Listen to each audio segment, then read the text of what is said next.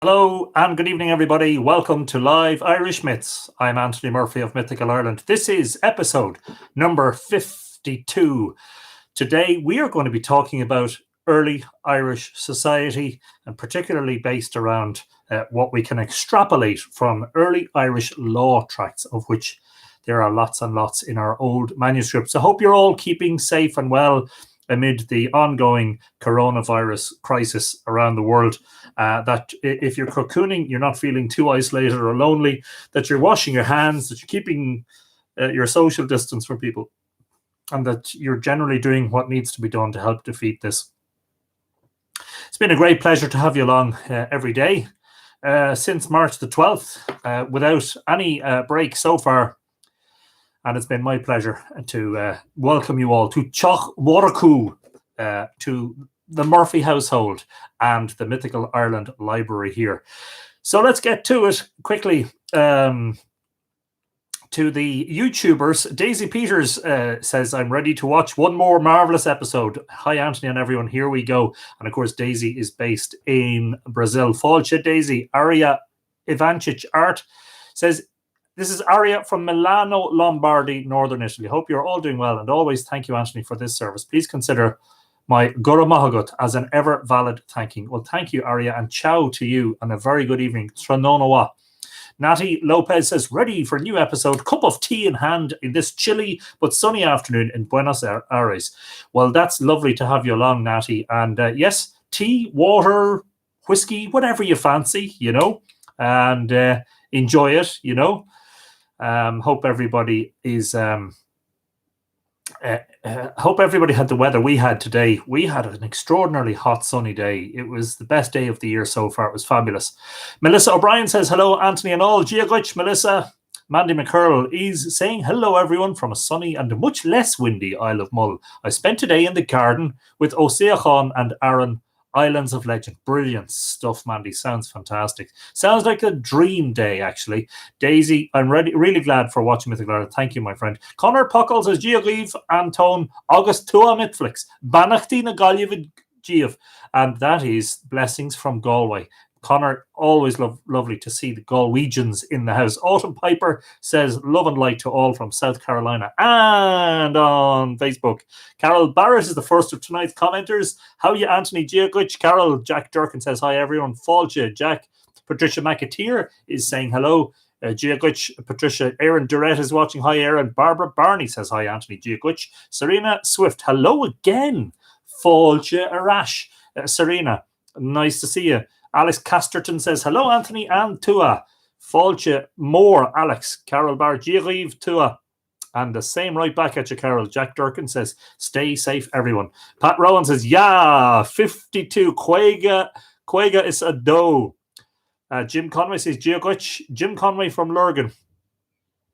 Jim, did I receive a communication from you? I may have. If I didn't reply, please forgive me. I am lately inundated with correspondence from various sources and finding it difficult to keep up with it all. So there you go. Megan Walter says, hello, Giaguch, Megan Falcha, Aaron Durrett, hello, dear Anthony and Tua. We are well here and hope you're all the same. Wonderful to hear that, Aaron. And yes, keeping good on this side. So far, so good. Wonderful video tour today, says Barb. Yes, I was up on the mound of Millmount in Drogheda. Did an impromptu live broadcast about 3.5 hours ago, and hope you enjoyed that, and some of you definitely did. Red Moonhead, this sounds like a juicy topic. Can't wait. Brilliant. Yes, and tonight I'm dipping into the work of a couple of scholars that I haven't read from before, so it should be interesting. Anne O'Hara says, hello. Giaguch Anya Conostatu, Alan Cardoso da Silva, Giaguch O Rio de Janeiro. Stay safe all. We have several Brazilians watching tonight. This is fantastic. You're all very, very welcome along. Aaron Eckhart says, hello. Giaguch Aaron. Dave Russell says, safe-ish. Well, be careful. Yvette Tillema says, hi, gang. Hello, indeed. Serena Swift says, it's a rainy day here in Western Washington. And I'm sorry to hear that, Serena, but, it helps the grass grow. Roisin O'Connor. Lauren says, hiya. Giaguch Roisin. Susan Scott says, hello from Northwest Connecticut. Always delighted to have the Connecticutians in the house. Pat Rowan says, beautiful rain here. Yeah, I love the summer in Ireland. The rain gets warmer. Nick Eska-Casterton says, hello, Anthony. Hi, too. I hope all are well. All good so far, Nick. Keeping safe and keeping well. Barbara Kling, hello, everyone. Beautiful, sunny, warm afternoon in Vermont. Enjoying today's reading as I do my walk through the neighborhood. Brilliant stuff, Barbara. That sounds fab. Krista Meve says, good evening from Belgium. Fáilte, Krista. Laura Odomatroy, who's watching from the most blessed place in Ireland, Blessington, says, hi, Anthony. Looking forward to listening to stories about Ireland's childhood. Brilliant stuff. Megan Walter says, whiskey in the tay. That's the way to do it. Ralph Waldron says, hi from Athleague, the best town in Ireland. Hi, Ralph. Federica Guy says, hi, Anthony. Hi, Tua. Greetings from Italy. Ciao, Federica. Lovely to have you along. Maeve, Fiona Callan, Giariv, Tua. Hello from rainy Oregon.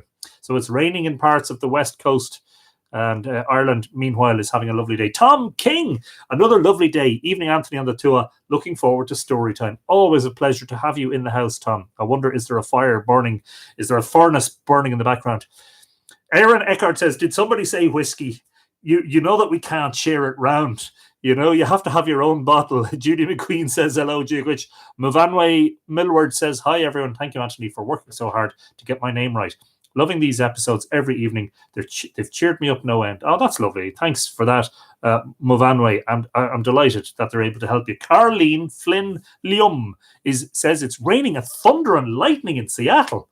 Well, you can keep that right there because we don't want it here. Adele Perth, but Fáilte, Carleen, lovely to see you. Adele Perth says, hello, Anthony and everyone. So happy to catch another live. And of course, Adele is in Adelaide, where it is, as we always say, ridiculous o'clock. It's something like 4 or half 4 in the morning. Lovely to see you, Adele, and hope you have a great morning. Cialach Vic Trainer says, hello, everyone from County Carlow. Always a delight to have the representatives of the second smallest county in Ireland. Isn't it the second smallest? And that's from someone who lives in the smallest county. Desiree Riley, hello, Tua. Ready for another episode? Brilliant. Nice to see you, Desiree. Misty Barnett, are you going to talk about the Banshee? Yes, I am. In a future episode, yet to be decided exactly when, but sometime in the near future, in the next week or two, we will be talking about the Banshee. Absolutely. Stretch Wilson says, always fun to hear your talks from here in Iowa. And it's 2 p.m. here. 2 p.m. in Iowa, 6 hours behind Fáilte Stretch. There's a grand stretch in the evenings. Laura McCormick, sorry about that. That's a terrible joke. Greetings to all from sunny Killinall in South Tip. Had lovely walk around local mysterious ring forts.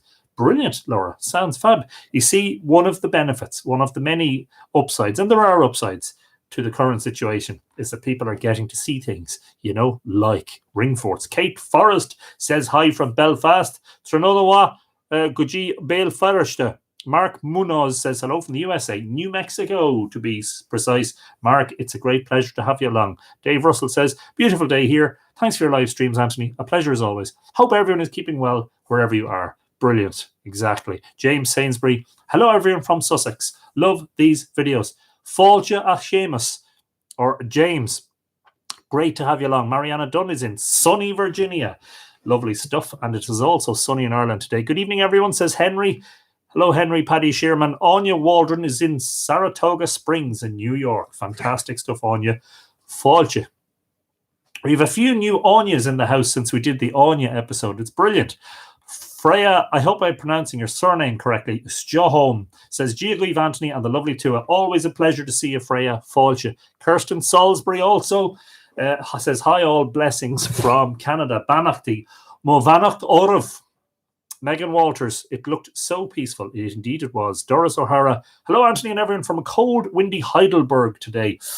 Wrap up well. Keep the scarf on for now, Doris. Helen P. Guinan is in the house. Lovely trip today. Thank you. Beautiful, Drogheda. Everybody genuflect. Your Majesty. Misty Barnett says, hello from Maryville in Tennessee. Oh, yes, Misty, I saw your comment a minute ago, but yes, indeed, Maryville, Tennessee. Very nice. And Fáilte. Barbara Chudi Del Carlo says, hello from Central Indiana.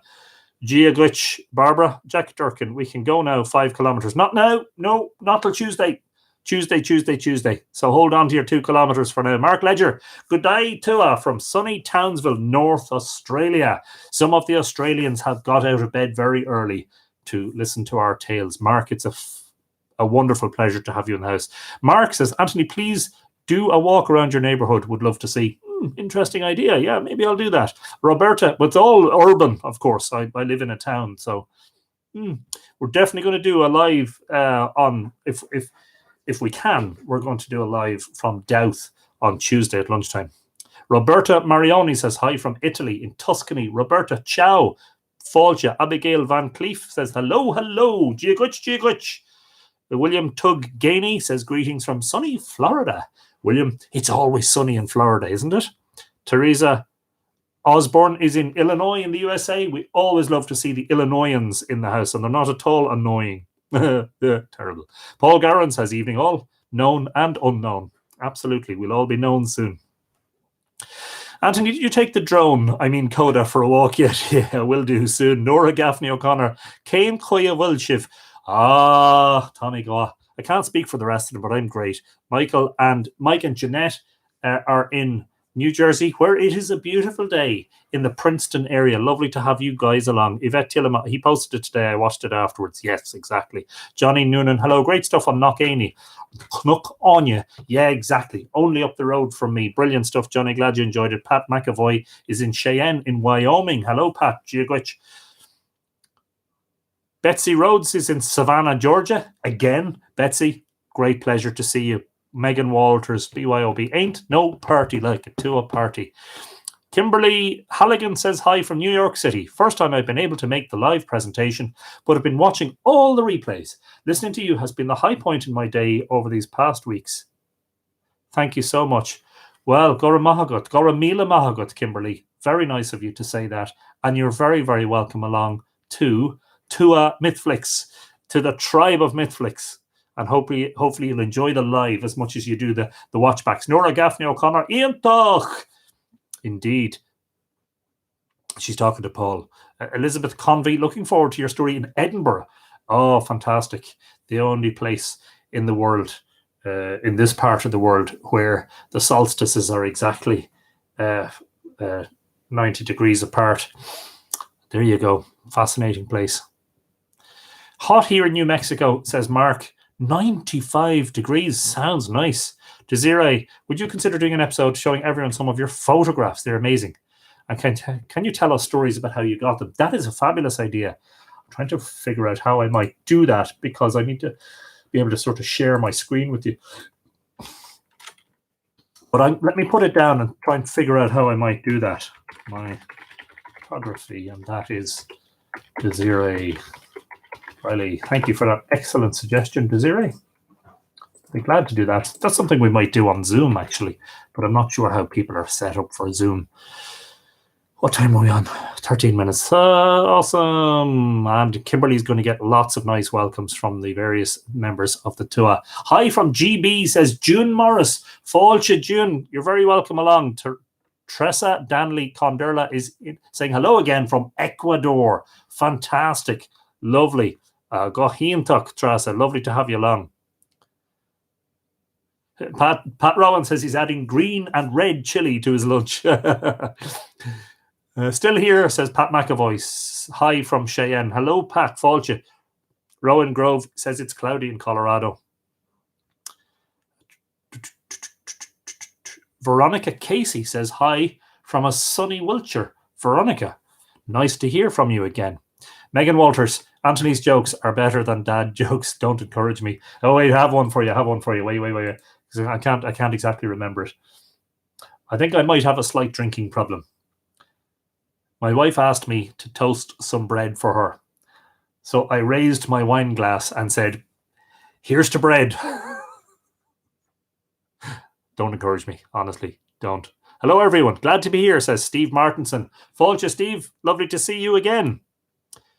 Kathy May Deo says greetings from Newcastle, Washington State, USA. I think Washington is the best represented state of all the stateside tonight. Adina Sparks is in New Mexico, also where Mark is. Sunny and warm here. Lovely stuff, Adina. Donna Kay Kelly says, the accent, especially when you are speaking Gaelic, is such music to my ears. Would love to take a class and learn a few phrases correctly. Thanks for this series. Learning so much. Well, thank you. And just to say that there there's some YouTube channels where you can learn Irish, and you can get some very, very nice Irish accents on there as well. Johnny Noonan says, good evening. Hospital is where I went to school. Lovely area. And that is obviously Hospital in County Limerick, not far from Cnocáine. Mark wants to know, how many of those books behind you have you read from cover to cover? Probably about 30% of them. In part, probably about 70% of them. And in a tiny part, as in dipping in and out of them just to find references, another 30%. Ironic that May the 5th, Cinco de Mayo, is the Bealtaine date this year. Yes, indeed, Teresa McGuinness. Martin Smith, greetings from the moon. Well, indeed, greetings to you, the man in the moon. Josephine Meehan, greetings, Anthony and Tua. Fáilte, Josephine. Megan Walters, tacos and May wine. Interesting combination. Have we had an episode on the Grianon of El Aliac, says Rowan Grove. We haven't. And I'm just typing that in as a suggestion here, Rowan. Thank you for that. I now have something like 76 suggested episodes to get through, and we're on number 52. It's brilliant. Okay. Josephine says it was a beautiful day in Donegal.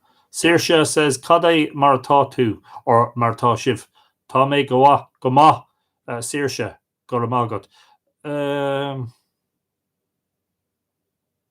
Well, one of the things about having a library, of course, is that you should always, well, I believe it. I've seen it in a meme on Facebook that you should always have more books than you could ever read. You know, it just means that you always want your mind to expand. And you realize that how deficient your knowledge actually is. And that's definitely where I'm coming from. Deficient knowledge and always looking to learn more. Snapper Earl says it's a beautiful day in upstate New York. Fantastic. Fáilte Snapper. Duncan Thompson. Loving the show. I played Edward Bruce in Kells 2 years ago. Was he a good king to the Irish? We are told he was not. I don't know a whole lot about him. I know he had his head chopped off in the Battle of Fort. I'm much more interested in sort of pre-Norman, the pre-Norman era, and especially mythology and folklore. Echubres was known as the embroider of the moon, says Jim Conway. There you go. Okay, I think we've caught up. David Daly saying hello on YouTube. Fáilte, David. Saoirse Gilligan says big hello and thanks for Mighty Mayo. Brilliant to have the Mayoians in the house. Saoirse, fáilte. John Main says Banachty, San Francisco, law for in you. Okay, it's cold again in San Francisco. I always thought you had to wear flowers in your hair because it was sunny there all the time, but John tells me otherwise. Fáilte, John. Very good evening. Erica Rivertree, Banachty, Louisville, Kentucky. Planted more in the herb garden today, now cleaned up and relaxing with a pitcher of red wine. Conasatatu, I'm great, and I'm looking forward to a glass of the vino when I'm finished. Josie Weatherford says, Giaguich from Austin, Texas. Hello, Josie. Am I repeating myself here? No. Jackie Stevenson is in California. Fáilte, Jackie. John Smith says, Happy Bealtaine. And indeed, many happy returns. Okay, I think we're fully caught up. Right. Rowan Grove says there are 1,200 books in her library, and somehow I keep buying more. Well, there we go. You're ahead of me. I think there are about 750 in mine. Anyway, let us start by talking about early Irish society. Take note of the time. Let's call it 19. Let's call it 19 minutes. Skip forward if you're watching on YouTube and you don't want to do all the hellos. Jules' cousin says hello, Fáilte. And John Noonan says hello from Dundalk. This is great for the lockdown. Fáilte, John. Giaguich. The sources of information about the secular institutions of Ireland are plentiful, but they have not yet been fully explored. Much can be learned from the sagas, and a great deal more from the annals, genealogies, and, above all, the ancient law tracts. The Irish law tracts are probably the most important documents of their kind in the whole tradition of Western Europe, by reason of their mere extent and of the archaism of the tradition they preserve. Their roots are not in Roman law, but in ancient Indo-European custom. Yvette Tillema always asks what the book is. It is The Celtic Realms by Miles Dillon and Nora Chadwick.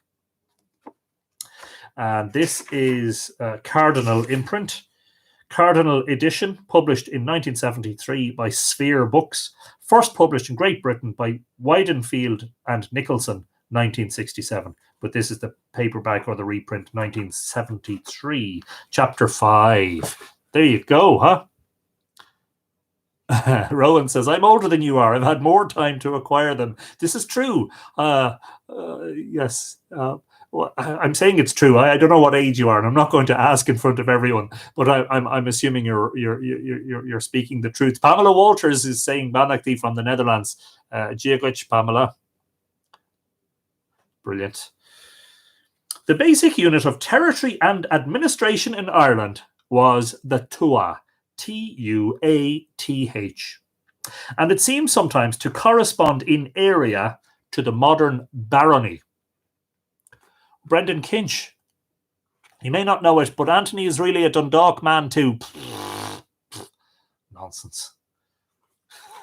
It's true. It's true. I have roots in Dundalk. We did mention this before, didn't we, Brendan? Just you and me, I mean, in front of 100 other people, but they didn't hear us. The word means tribe or people and is used also for the territory they inhabit. Many names of baronies are ancient tuath names, but the Book of Rights in the 11th century lists only 97 tuath as against the 273 baronies of today. Need a sup of water. It's only water, by the way. Definitely. There's nothing else in there. Not yet, anyway. That's for later. It would be a mistake to suppose any close connection between tuath and barony. The barony was a Norman tenure, and when Strongbow or de Lacy granted estates in barony, they may have taken advantage of existing territorial divisions as rent-bearing units, so that a barony might consist of one or of several tuath. But in the areas which were shired later, the barony was probably a newly delimited area with no tradition behind it. And so when you see the baronies, you know, townland of such and such, in the parish of such and such, in the barony of such and such, just remember that the baronies don't always follow the old tuath boundaries. Samantha Healy says, good evening, everyone. Tranonawa Samantha, Fáilte. Where is Katrina? Desiree asks, I do not know. Hopefully she will join us. She has a tendency to suddenly spring up with loads of comments when you haven't even seen her join. So she'll be along, I'm sure. And just so people know, the Anglo-Normans arrived in Ireland in the 12th century AD, in the late 1100s. Well, one could say things got interesting after that, if they weren't already interesting. A larger unit was the tríocha cage. Now, this is Old Irish, and in Modern Irish, that would be tríocha cage, 30 hundreds, which was literally a military term for a force of 3,000 men. MacNeill suggested that it may preserve a very old tradition and have a common origin with the Roman legion, also 3,000 in its earliest form. Maureen O'Leary says, shh, coming in late, sliding into the back seat. Don't worry, we won't embarrass you by announcing that you've arrived late, Maureen. It's okay, don't worry. Fáilte. The term is later used in a territorial sense, and we have the names of 29 tríocha cage from various sources.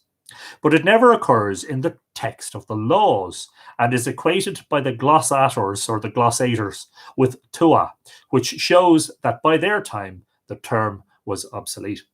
Each tuath was ruled by a king, a rí or aifada, originally a sacred personage tracing his descent from one or other of the ancestral deities and mystically invested with sovereignty by means of immemorial inauguration rites.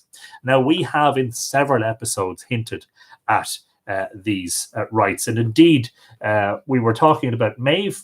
Sorry, I've just realized that some of the newcomers may not realize that all of the previous episodes are all watchable in one place on the Mythical Ireland website, and I'm going to post that in as a comment below here. We dealt with Queen Maeve yesterday, and we dealt with some issues around the idea of the sovereignty goddess. So just give me a moment and I'll paste in the link. So if you're a newcomer or you're relatively new and you haven't seen the earlier episodes, all 51 of them, every one of them is available embedded into this post, into this Mythical Ireland post, into this blog page. So there you go. The inauguration of the king was a symbolic marriage with sovereignty, a fertility rite for which the technical term was Banish Rí, royal wedding.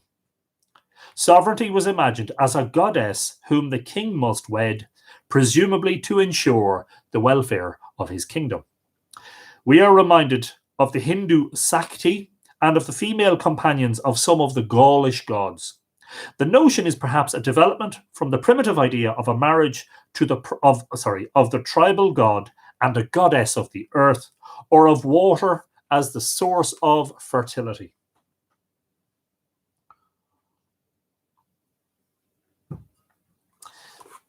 Somebody's asking, wasn't there some influence of Brehon law? No. I mean, this is when Chadwick and Dillon refer to the law tracts in this chapter, they are talking about the Brehon laws. They're not. I suppose the scholars call them law tracts. We would refer to them as the Brehon laws. There are many Irish tales in which this idea is expressed, and it persisted into modern times. Probably the earliest in Baile in Scoil, the Phantom's Frenzy, in which Conn, King of Ireland, finds himself in a fairy dwelling where a phantom prophesies the future kings of Ireland, and a woman seated on a crystal throne pours out a cup of ale for each king that is named. In several others, an old hag is transformed into a beautiful girl by the embrace of the future king. Please refer to episode number 28, Niall of the Nine Hostages and Kissing the Hag. Susan Hall Shine says, hi from South Carolina. Fáilte, Susan Giaguch. In several others, an old hag is transformed into a beautiful girl by the embrace of the future king. This story is told of Niall of the Nine Hostages, one of the great kings of Ireland who ruled from Tara, and also of Louis Loige, father of Louis Macon. In the Dinshanakas version, the maiden says to Louis, I will tell you, gentle boy, with me the high kings sleep. I am the graceful, slender girl, the sovereignty of Scotland and Ireland. Interesting. Scotland and Ireland. There you go. But sure, aren't we all one and the same, us Irish and Scottish? The legendary Queen Maeve, whose name and who we dealt with last night in episode 51, immediately preceding this, whose name means intoxication, was originally a personification of sovereignty. For we are told that she was the wife of 9 kings of Ireland, and elsewhere that only one who mated with her could be king. Of King Cormac, it was said, Nokor fui Maeve Lashin Mac Niva Ri Aaron Cormac. Until Maeve slept with the lad, Cormac was not king of Ireland.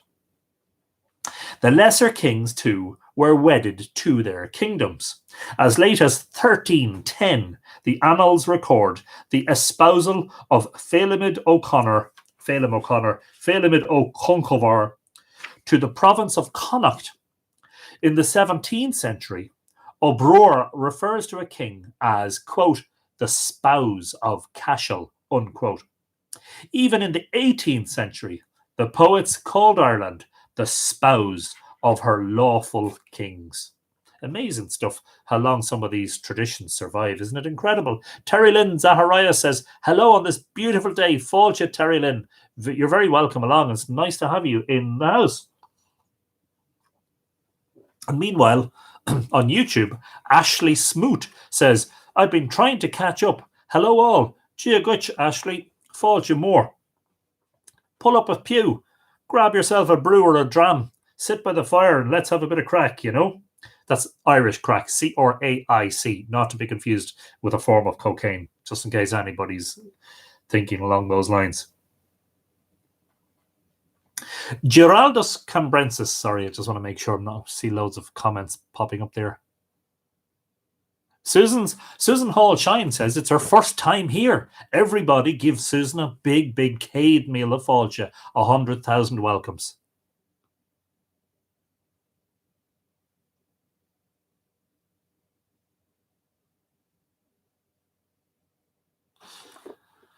Good. Geraldus Cambrensis, who we have previously encountered as a propagandist of the Normans, describes a ritual reported to him as still practiced in one of the northern kingdoms, which involved the sacrifice of a mare. The king-elect went through a symbolic union with the slaughtered animal and then bathed in the broth of its flesh and drank thereof. This account has been discredited by some scholars, but there is little doubt that it is well founded.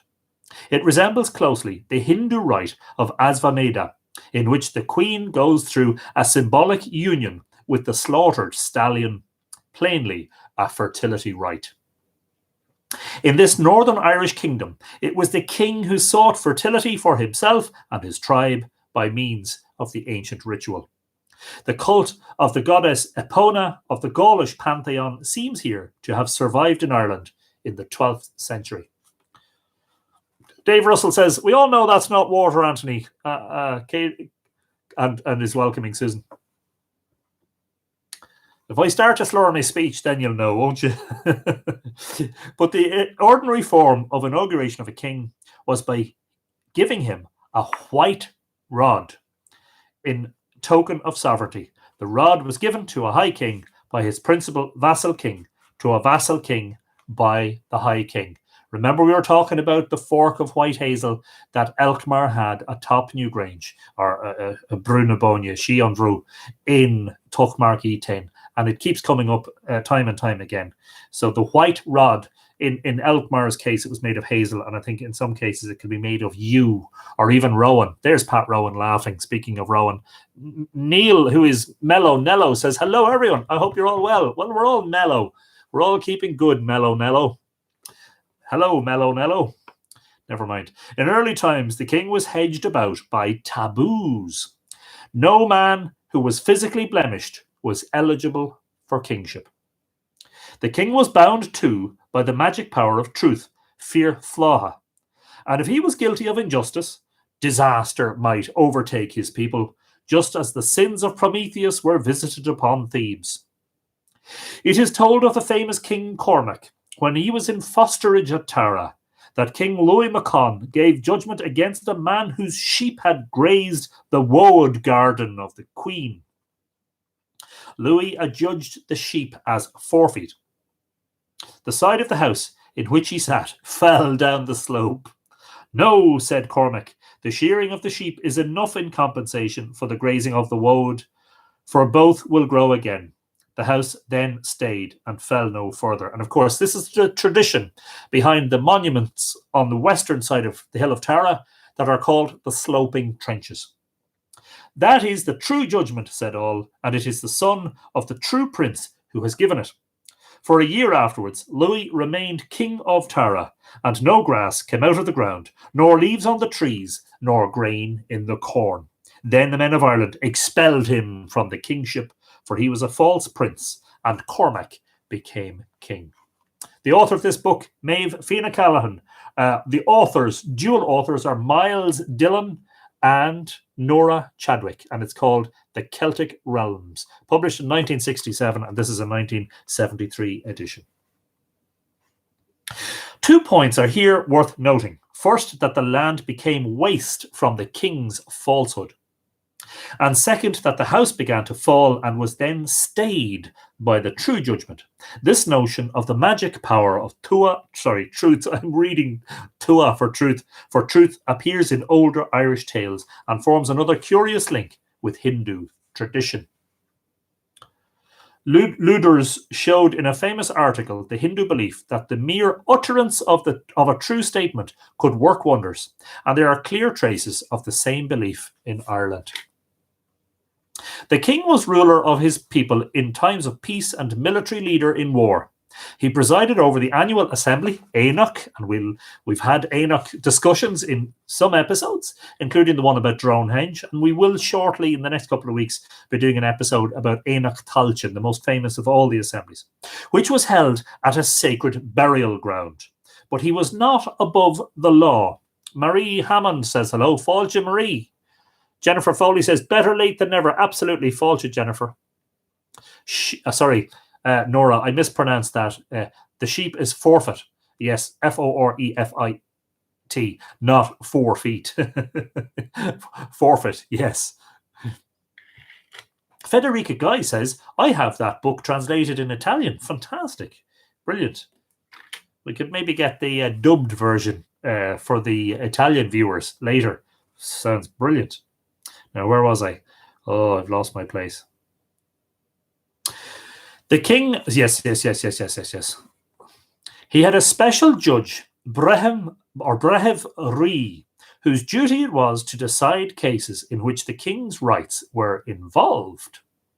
This judge might also act in disputes between different kindreds within the tuath, but recourse to him was not compulsory. The parties were free to choose any qualified judge.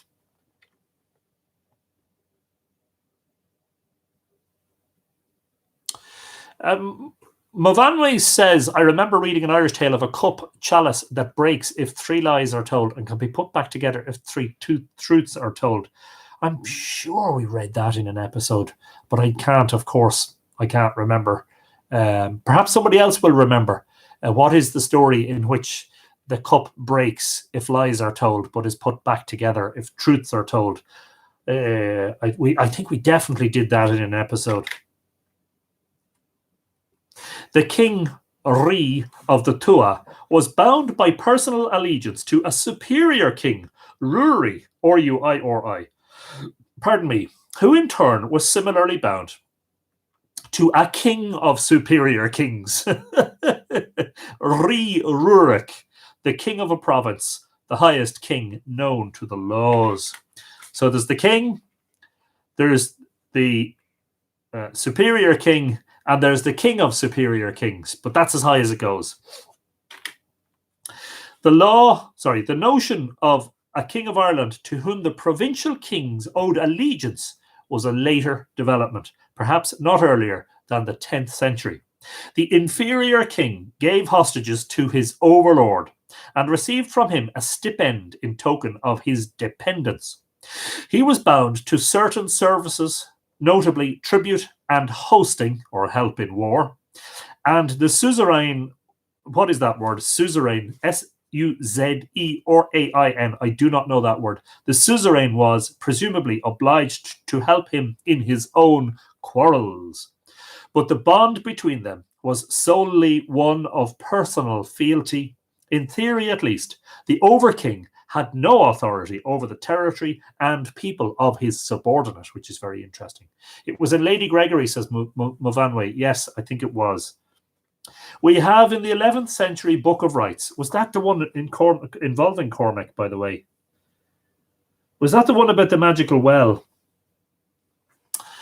Oh, I'm sorry, but...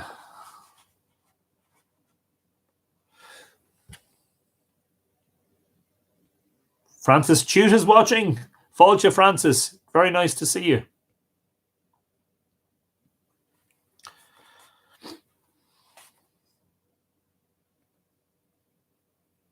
We have in the 11th century Book of Rights detailed lists of the tributes paid by the kings and the stipends they received, but they're probably mere invention and an antiquary's attempt to present traditional customs, the practice of which had been partly forgotten.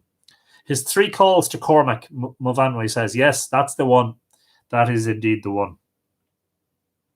Later sources mention tributes of food, which were sometimes commuted into ounces of gold or silver. The form of the stipend is uncertain. As there were 3 degrees of kingship, so there were 3 kinds of Éanach.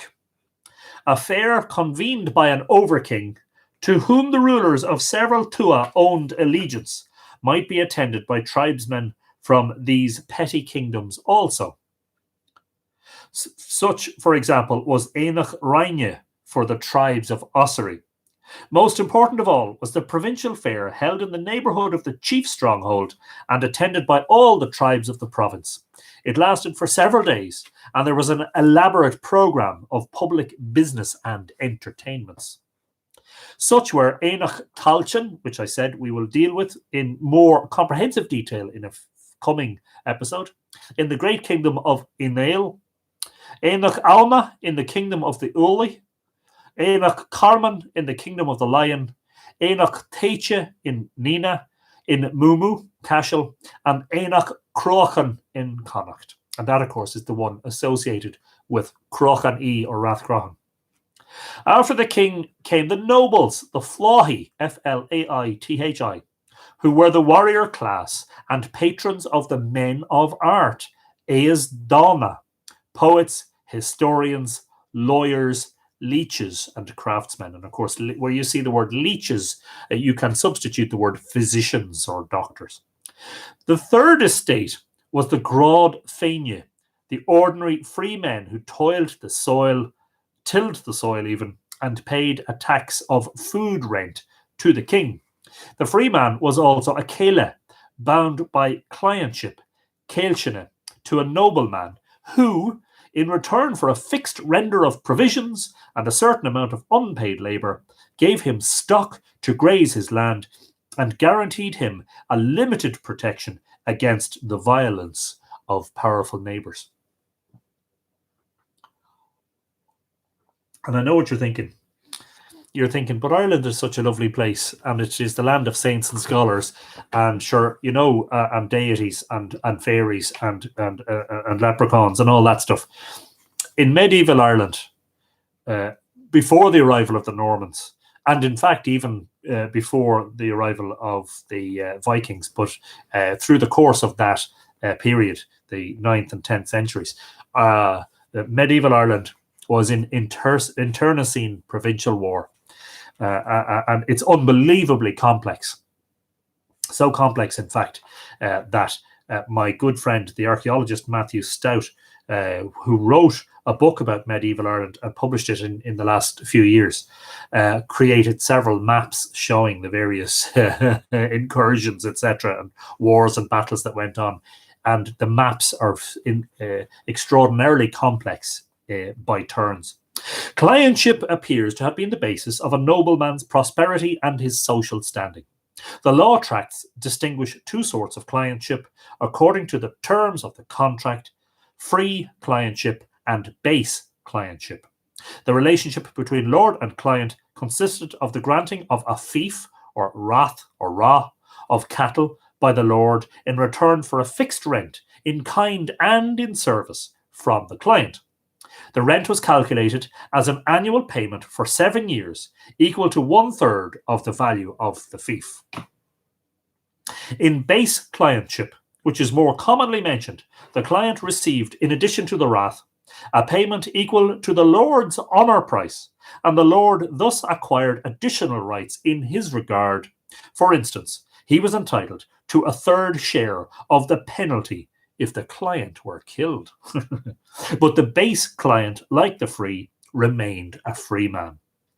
The relationship was a contract and could be repudiated by either party on certain conditions. Aaron Durrett says, very complex. All those cows being stolen all over the place. Yeah, well, I mean, that's what the early medieval reinforced or palisaded or protected ring fort was basically about, keeping your cows from being robbed by your neighbours, you know. Sorry, I have to scratch my nose. Excuse me. That's really annoying me. And now I've lost my place. Sure, we'll pick it up somewhere, says you.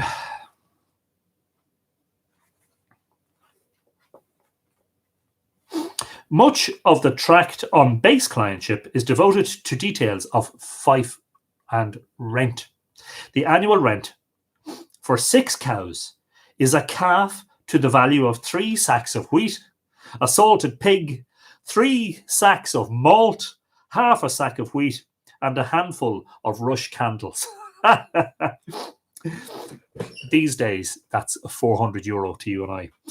For 24 cows, the rent is a fat cow, a salted pig, 8 sacks of malt, a sack of wheat, and 3 handfuls of rush candles. The prominence given to clientship in the Irish law tracts reminds us of what Polybius and Caesar tell us of the Gauls. We need not doubt that it was an old Celtic institution, but the Welsh law books do not mention it. Cows were a sign of wealth, like many tribes in Africa today, says Melonello. Yes, indeed, the cattle kind of became a unit of currency, didn't they, in the Neolithic when they were brought into Ireland. And they didn't really wane as a unit of currency until the Vikings started trading grain in and out of Ireland. And they realized that grain was such a transportable commodity. No, I'm simplifying. I'm oversimplifying that, but I believe that that's the case, that the cow was the unit of currency in Ireland for about 4,000 years. There were slaves, mug for a male, mug or mu, M-U-G-H. Aaron Bow says, good afternoon, Fáilte, Aaron. What do you get from a dwarf cow? Condensed milk. Or a cummel for a female. That's mug male, cummel female. Perhaps mostly captives of war, but they do not appear to have been a large element in the population. The word Are, A-I-R-E, means free man and is an inclusive term for both Flá and Ahiach. In Ireland, there was a special class which may be regarded as a subclass of nobles, the Aes Dána, whose art ennobled them. The Aes Dána, or learned class, included the judge, the leech, the joiner, the metalworker, and, most important of all, the filly, the poet. Most important was the poet, who seems to have inherited much of the prestige of the druid of pagan times. Vicky Wallace-Southall says she's sending love from rainy Oregon. So it's raining in parts of the West. We have rain in Washington State as well. And somebody else said it was raining in Oregon. Fáilte, and it's a Vishay Anna Greenvar in Éireann Inniu. It was very sunny in Ireland today. His duty was first of all to praise his patron, but also to preserve his genealogy, to be learned in history and literature, and to be a master of the craft of poetry. Spell the artist Aes Dána, O-E-S, new word, D-A-F-O-D-A-N-A. O-E-S, D-A-F-O-D-A-N-A. Oh, by the way, at this juncture, I should mention thank you to all of the Mythical Ireland patrons over at patreon.com/Mythical Ireland who support what we do here and all of the work of Mythical Ireland. Thank you for your ongoing patronage and support. There are tracts prescribing the meters he must learn, the number of tales he must know, and the other learned works he must study during a course of 12 years. And so you think a university degree is difficult to achieve at 3 or 4 years. Would you go on there with that?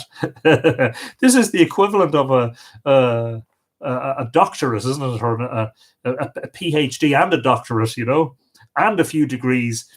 He demanded rich rewards for his service, and he was likely to satirize a thrifty prince or nobleman. And we see that, didn't we? Or we saw that in Comaithura, where the reign of Brehon was essentially ended by a satire. The filly was honoured and feared, like the Brahmin in India. He was no longer a priest in this Christian society, but he had means of divination akin to magic. Or at any rate, he had had them in the pagan past, and the tradition of his magical power survived. Yay for poets' ears, says, is that Terrylin? Yeah. And Movanwe says, when the poets were more important than doctors and architects, and only second to the king. Oh, where was I? This is the tripartite society of priest, filly, or drui, warrior, and husbandsman, Ara, that Dumézil has traced so successfully in many areas of the Indo-European world. In Gaul, druides, equites, and plebs are the classes recognised by Caesar, so that early Irish society maintained the old Celtic and apparently the Indo-European pattern. Isn't that incredible? That our society in early medieval times was structured according to probably prehistoric Indo-European patterns rather than Roman. The only officer of state whose name we know was the rectore, R-E-C-H-T-A-I-R-E, who controlled the king's revenues. He would be the bean counter, or what we might call the accountant today. Within the tuath, the important unit was the family, not the individual. And for most legal purposes, the family of 4 generations, Derbine or Derbfine, the F is lenited, D-E-R-B-F-Shevu-I-N-E, Derbine, descendants of a common great-grandfather. And this group was originally the unit in Welsh law too. Land was owned jointly by the group, and in matters of inheritance and of liability, all members of the Derbine had a share. See how equitable things were. And this was also true of successions to the kingship. An uncle or a grandnephew could succeed as well as a son or grandson, so that, in theory, there was a good field from which to choose the best man. In practice, there were often several unscrupulous rivals seeking to maim or kill each other in order to secure the kingship for themselves, and hence my earlier reference to the internecine bloody mayhem that went on in medieval Ireland, not just between warring factions, warring tribes, but internally in the tribe unit by competitors for the throne. Beyond the tuath lay the wider provincial kingdom, governed by a riúric or coicéideach. Now, coicéige, we were saying, is the Irish for a province, and there were deemed to be 5 provinces, and the Old Irish for a province actually means a 5th. In prehistoric times, there had been 5 such provinces: Uli, Lion, Mumu, Connacht, and Mia, or Midge, M-I-D-E, but it's lenited, so it's Mia, which is a precursor to the modern county name of Meath. Roughly corresponding to Ulster, Leinster, Munster, and Connacht of modern times, but with Meath and Westmeath as a separate central kingdom, having the sanctuary of Tara as its capital, not Ishnach. See what they did there. Just catching up on a few comments here. Indo-European had its own language where Latin and Gaelic came from. Am I right? Yes, you're right. And in fact, we are told that in pre-Christian times, the language that was spoken in Ireland was Proto-Indo-European, apparently. Vaguely remember from Star na Tianga for Leaving Cert. Yes, indeed, Nora.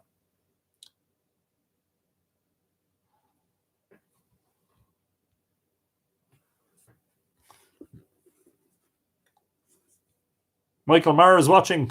Fáilte, Michael. Conasatá too. It's raining in Port Townsend, says Pat Rowan. But sure, you know, I keep saying that Washington State is just like a Pacific version of Ireland. You've got the oceanic climate there, and it brings lots of moisture with it. Sorry. Oh, I'm getting waylaid here.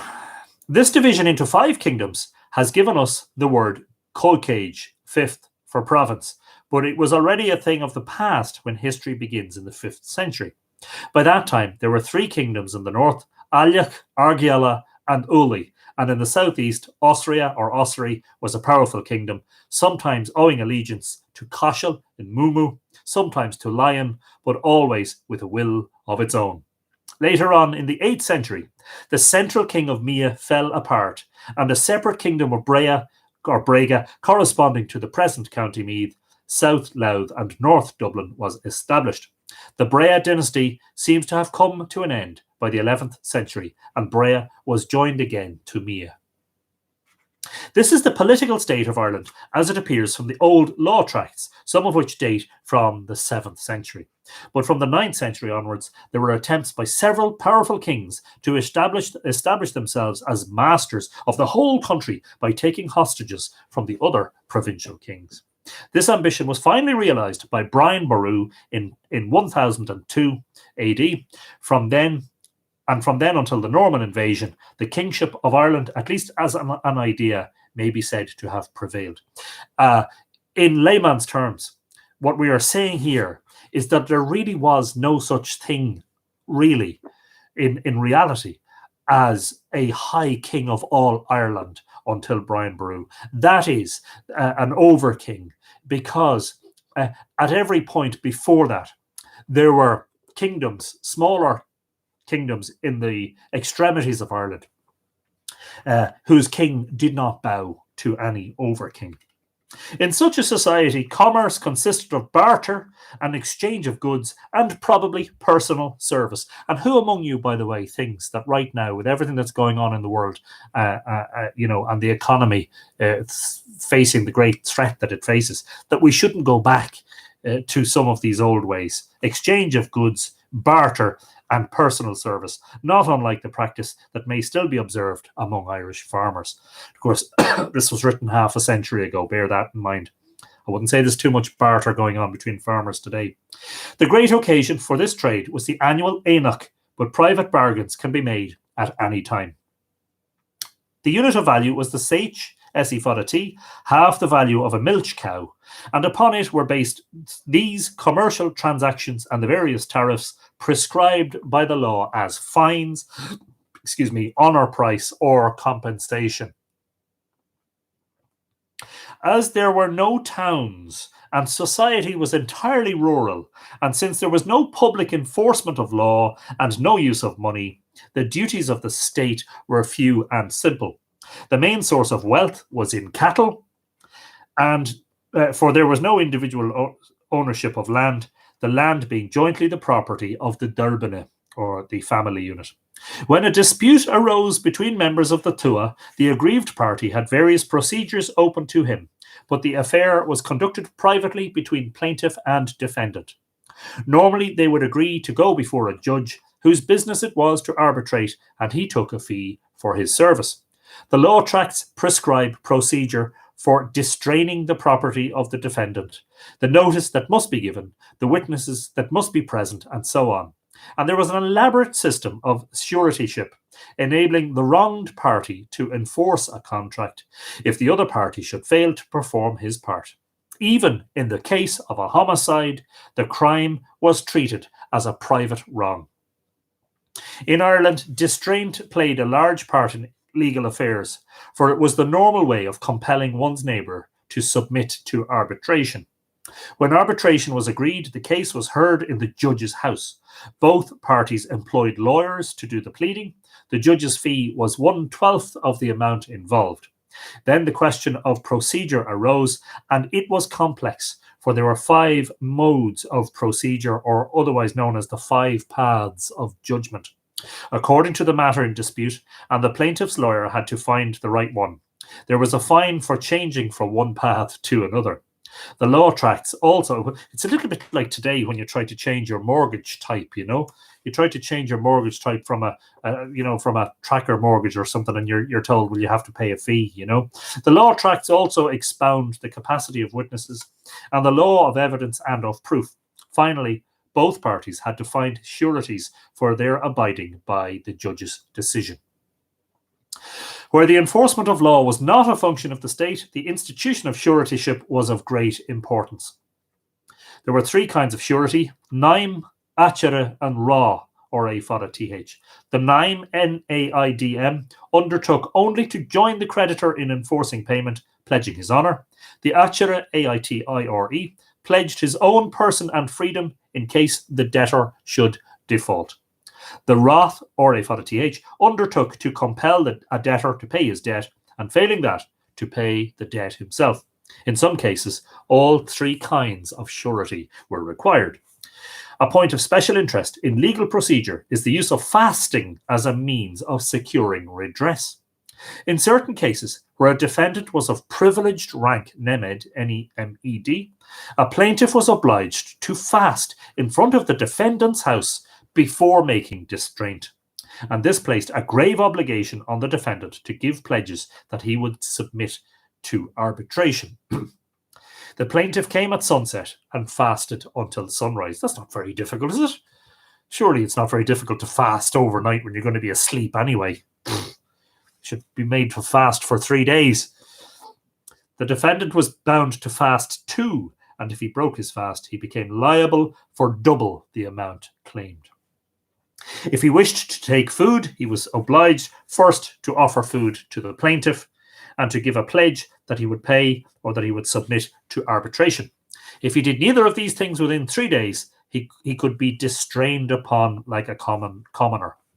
Such a defendant, if he simply disregarded the fast and refused to pay, lost his honour. He could not enforce any claim of his own. He who does not give a pledge, this is a quote, he who does not give a pledge to fasting is an evader of all. He who disregards all things is paid by neither God nor man, unquote.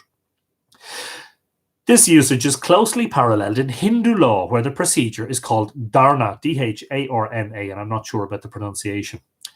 A creditor may sit fasting at the door of the debtor until the debtor, lest he be liable for the death of the other, yields compliance. Compensation for a wrong was estimated according to the damage suffered and also according to the rank of the injured party. The fine dire, D-I-R-E, paid dearly, never mind, was measured according to the honour price, log nechlin, of the victim. Besides the tracts dealing with clientship, distraint, suretyship, and the 5 paths of judgment, there are tracts on marriage, on water rights, and on the ownership of bees, believe it or not, on sick maintenance, the liability of one who has inflicted corporal injury upon another to have his victim nursed back to health at his charges, and on many other matters. This is how equitable the whole thing was. The law of marriage in early Ireland is of special interest, as it shows, in great measure, the persistence of ancient custom in spite of Christian teaching. Bec Breha, says Rowan. Yes, exactly. Divorce is freely allowed. Indeed, there is a trace of annual marriage. And this is interesting because, again, in the early Christian period, divorce, but not just divorce, but annual marriage. This freedom would explain the career of the famous Gormla, who was first the wife of Olaf Cuaran, Norse king of Dublin, then of Malachy, king of Meath, then of Brian Boru, and was later offered in marriage to Sigurd, Earl of Orkney. As late as 1339, the Annals of Ulster record that Turlough O'Connor, king of Connacht, took to himself the wife of an Ulster nobleman and put away his own wife, a daughter of O'Donnell. Most remarkable is the fact that concubinage, as we would call it, is legally recognised. A man may take and maintain a second wife in the lifetime of his principal wife. To which all of the men who are watching are saying, who would want a second wife? Isn't one enough to handle? Sorry, I had to add that joke in. The purpose of this was presumably to obtain sons if the first wife were barren. But even this is not stated in the law tracts. The law regulates the relationship of the secondary wife to the principal wife and the compensation payable to the husband for a wrong done to her. But no such compensation. Sorry, I know that's terrible. It's dreadful, and I'm not a sexist. Honestly, I'm not. I have a shrewd and somewhat devious sense of humor at times. But no such compensation was payable by the principal wife, who was moved by lawful jealousy of her, even to the shedding of blood. This was one of the 7 bleedings that did not cause liability. Moreover, she was known by the ugly name Adultrach, the adulteress. The tract recognizes 10 kinds of union, ranging from permanent marriage to temporary sexual relations. Of these, 2 seem to be late, so that we are brought close to the 8 forms of marriage in Manu. How far these provisions represent actual practice in the Christian period may remain doubtful. Do you want a butterfly for a wife? That's how you get a butterfly wife, says Megan Walters, referring, of course, to Fuamnach and her jealousy of Etain, who Muir had taken a fancy to in Tuchmark Etain. Ronald Hicks, no, was it Hicks? No, it mightn't have been Hicks. Somebody I was reading lately said that it was definitely a fly, not a butterfly. A butterfly is a féileachán. But the Irish word used in the text is definitely a fly. Anyway, a purple fly, but sure, never mind. By the way, it's easy to say all this when my wife is not actually watching this live broadcast. She'll probably catch up later on and she'll give me a good slap across the head, and no less than I deserve. But there is evidence for divorce, and the frequent mention of the secondary wife in the commentaries can only mean that she was of common occurrence. The practice of placing one's children in the care of foster parents was a normal feature of Irish society, and it was not confined to the noble class. Sometimes children were fostered for love, but usually a fosterage fee was paid, and it varied, according to an early text, from 3 sates esifada ts for the son of a freeman of lower rank to 30 sates for the son of a king. The commentary says, or shates, isn't it? The commentary says that boys were taught riding, swimming, the use of the sling, and the playing of board games. The girls learned sewing and embroidery. Don't go there, folks. This is early medieval Ireland. This is not the 21st century. Because I know what you're going to say. Or for children of lesser rank, it was herding and farm work for the boys, the quern, the kneading board, and the sieve for girls. But it may be that here the commentator is indulging his fancy, as those commentators loved to do. He knew that there was an exact program of training for a boy who should enter the household of a fili, and he wished perhaps to imitate it. In practice, of course, the children in fosterage would pick up these accomplishments anyway. The time of fosterage ended for boys at 17, for girls at 14, and they returned home. But the tie of fosterage remained close. There was an obligation on the part of the children to support their foster parents in old age, and those who had been fostered together were bound in close companionship. This relationship with one's coálche is a recurring motif in the sagas. The tragic climax of Táinbó Cuilne is Cuchulain's fight with his foster brother Ferdiad. In the destruction of Dá Durga's hostel, which we're getting to, by the way, the tragedy is the greater because the death of Conora is at the hands of his own foster brothers. In Wales, the practice of fosterage existed, and it is referred to in the laws several times incidentally, but there is no separate chapter devoted to it. The normal event was for a nobleman to send his son to fosterage with a taig, or serf, and the law says that the foster son shares the inheritance of the serf like one of his own sons. One other chapter of Irish law, and we're nearly finished, folks, one other chapter of Irish law is of special interest as it preserves very old tradition, namely the obligations of maintenance of the sick. There are 2 tracts on the subject, which were discovered in a 15th century manuscript from the Phillips collection acquired by the National Library in 1930, and both are very old, not later than the 8th century. One is entitled Judgments in Blood Lyings, and the other, The Judgments of Dian Cecht. Of course, Dian Cecht was the leech or doctor or physician, healer, if you will, of the tuath Danann.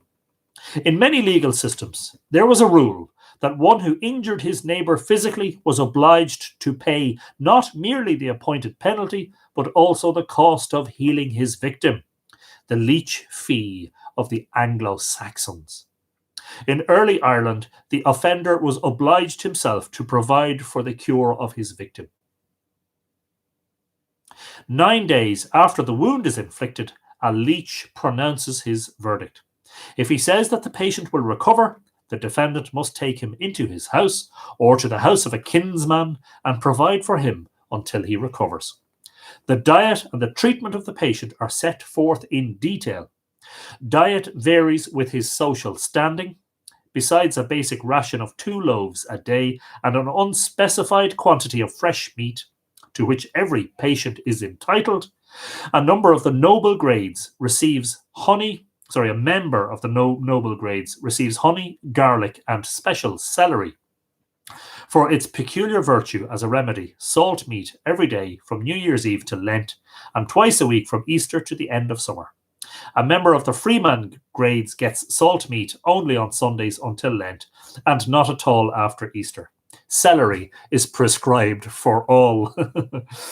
The prescriptions as to lodging are quite exacting. Fools, lunatics, and enemies are not to be admitted. No games are played. Children are not to be beaten, nor may there be any fighting. There is to be no barking of dogs, nor grunting of pigs. The patient is not allowed to be awakened suddenly, and people may not talk across him as he lies in bed. Wow. There must be no shouting or screaming. But all this is only a part of the defendant's liability, for he must also entertain the retinue of his patient throughout the period of his sickness. And I think these things alone would have prevented the grievous injury of third parties in the early medieval period. Every freeman had the right to a company of followers according to his rank on certain occasions, and sick maintenance was one of them. Retinues of 4 and more, as many as 8 persons, are mentioned. And finally, the defendant must find a substitute to do the patient's work during his absence. Dian Cecht was the Irish god of healing, and the second tract is piously attributed to him. It deals largely with the amount that is to be paid to the leech, and this varies with the gravity of the wound, or, according to another doctrine, with the amount of the wergild, that is to say, with the status of the victim. One point of interest is the manner of measuring wounds by grains of corn. And there is a curious catalogue of 12 doors of the soul, parts of the body where wounds are specially grave.